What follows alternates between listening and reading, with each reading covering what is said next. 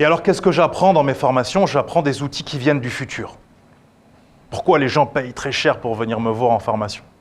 Donc, par exemple, à mes élèves, je leur enseigne tous qu'il faut absolument dessiner en cours. Si j'étais prof et qu'un élève ne dessine pas, je dis « Oh!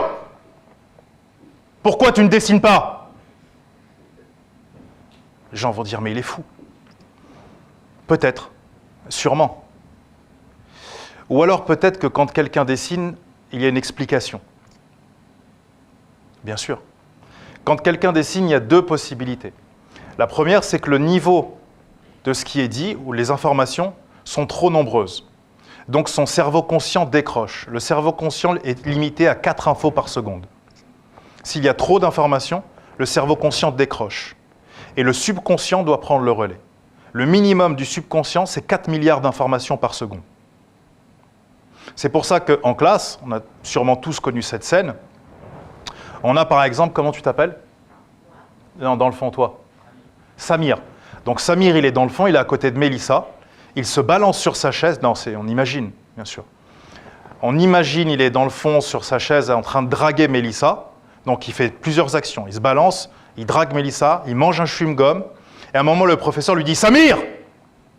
Et Samir lui répond « Oui, je sais, vous avez dit que c'était en 1789, etc., qui sont arrivés. » Donc là, à un moment où c'est très compliqué pour les autres de se concentrer, lui, il peut en même temps draguer, manger un chewing-gum, se balancer sur sa chaise. Et pourquoi il mémorise parfaitement? Parce qu'il n'essaye pas de mémoriser. Il lâche prise.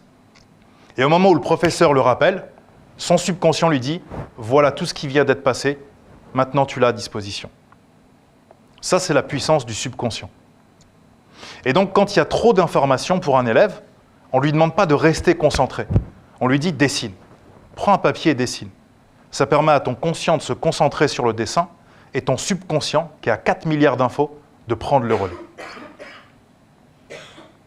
Donc voilà, par exemple, certaines choses que j'enseigne aux gens, comme quoi dessiner peut paraître stupide parfois, alors qu'en fait, c'est la meilleure chose à faire, bien sûr.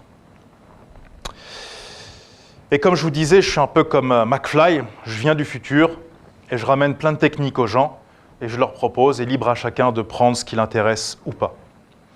Et puis il y a le E égale MC2, j'aime bien les équations de la légende personnelle, parce que beaucoup de gens me disent, d'accord, vous avez fait tout ça, mais moi maintenant je fais comment pour ma légende personnelle? Je leur dis, c'est très simple, voilà l'équation. Tu vas essayer de réussir. Et inévitablement, comme tous les êtres humains, tu vas misérablement échouer. Tu vas essayer d'être en couple, et misérablement, comme tous les êtres humains, tu vas échouer. Parce que tu n'as pas été formé à être en couple. Tu n'as pas été formé à réussir.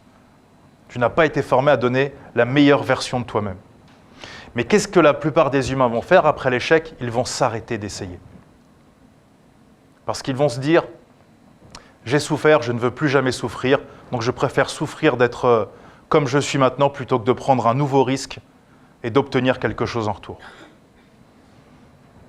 Et c'est pour ça que seulement 5% de l'humanité arrive ici. Parce que les 5% ont compris qu'il fallait essayer, échouer, jusqu'à trouver le bon chemin pour réussir. Et il faut complètement oublier, si vous voulez réussir, les notions de gain, de perte et d'échec. Vous allez perdre, vous allez échouer, vous allez souffrir. Et comme 95% de l'humanité n'est pas prêt à ça, si vous le faites, vous allez obtenir ce que seulement 5% de l'humanité obtient. En termes de réussite, en termes d'argent, en termes de potentiel intellectuel, etc.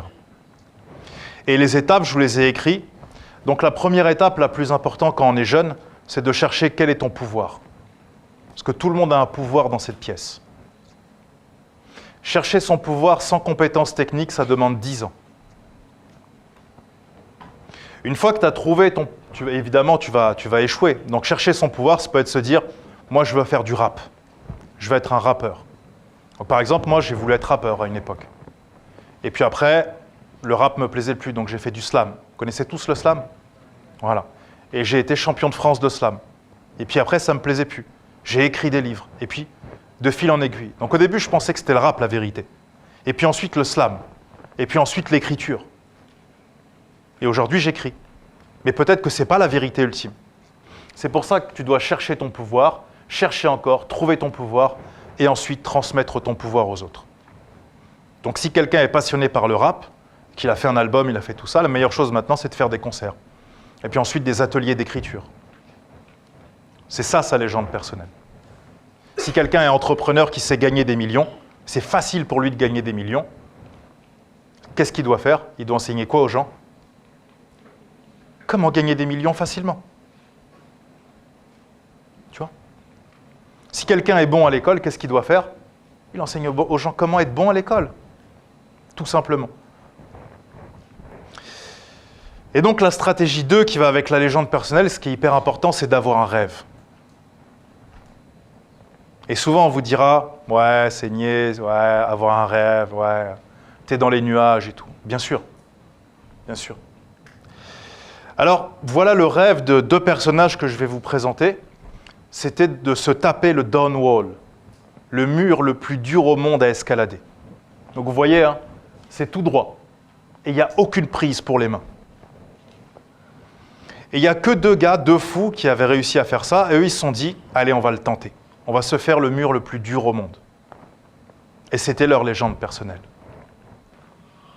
Kevin Georgeson et Tommy Caldwell. Ils ont fait ce que personne n'arrive à faire. C'est la voie la plus dure au monde et ils ont mis 19 jours à rester comme ça, plantés au-dessus du vide, dormir dans des tentes, etc. Pourquoi je vous montre ça? Parce que selon moi, chaque jeune, chaque être humain, il doit trouver quel est son down wall à lui. Alors, je vais vous inviter à prendre tous une feuille, à déchirer un bout de papier, ou prendre une grande feuille même, et écrire c'est quoi votre down wall à vous. C'est quoi votre rêve? C'est quoi votre objectif? C'est être caissière à Carrefour Market? C'est quoi? Et vous l'écrivez en gros sur la feuille.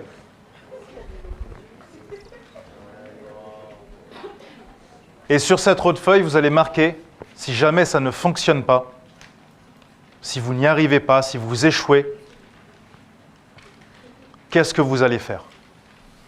Vous allez travailler à Orly, à Roissy, bagagiste, vous allez faire chauffeur Uber, caissière à Carrefour Market, votre plan B en fait. Imaginez quelqu'un qui monte dans un taxi, il appelle un taxi, il monte dans le taxi lui dit on va où? Il dit ouais, je sais pas. Il dit mais je peux pas t'emmener si tu sais pas. Il dit non, roule, vas-y, roule, on va voir. Si votre père il est chauffeur de taxi qui vous raconte ça quand il rentre le soir, et tu dis après, on a roulé pendant des heures, et il disait rien, non, non.